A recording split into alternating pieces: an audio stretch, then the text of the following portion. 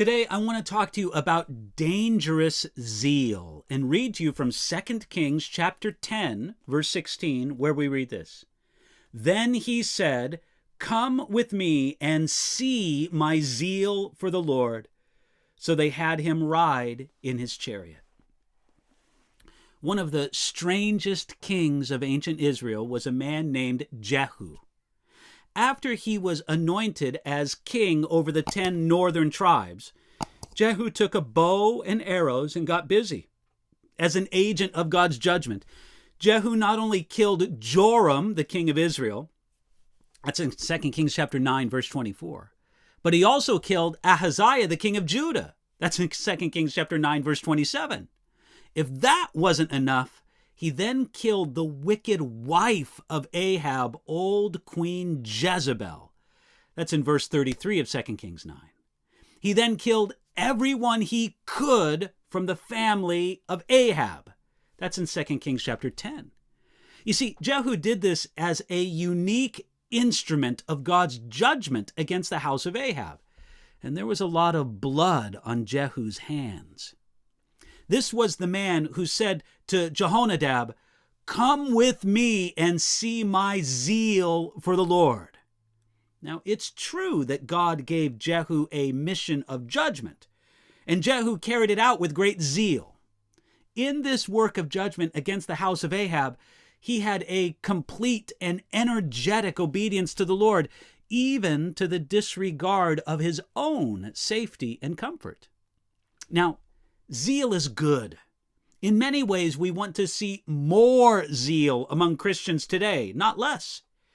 Paul said that it is good to be zealous in a good thing always. That's in Galatians chapter 4, verse 18.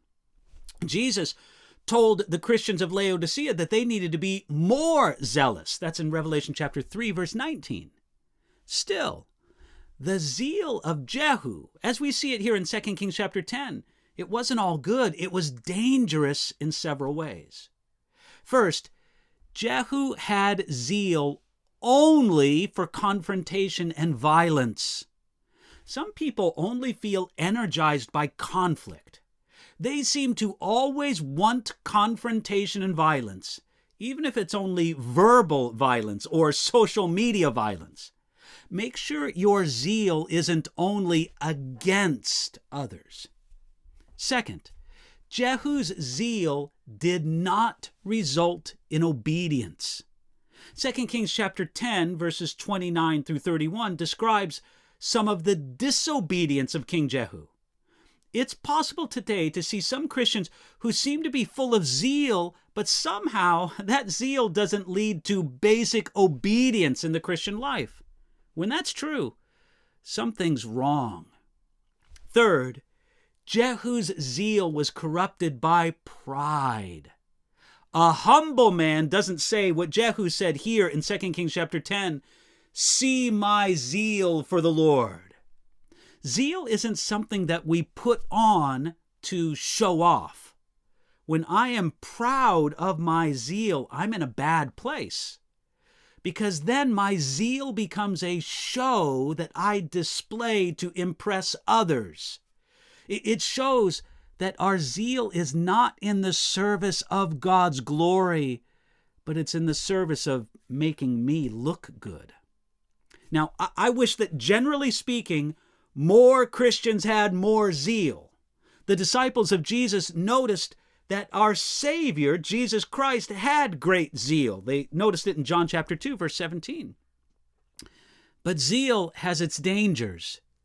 And it seems that many people fall into the trap of an ungodly zeal, failing in the same ways that Jehu did.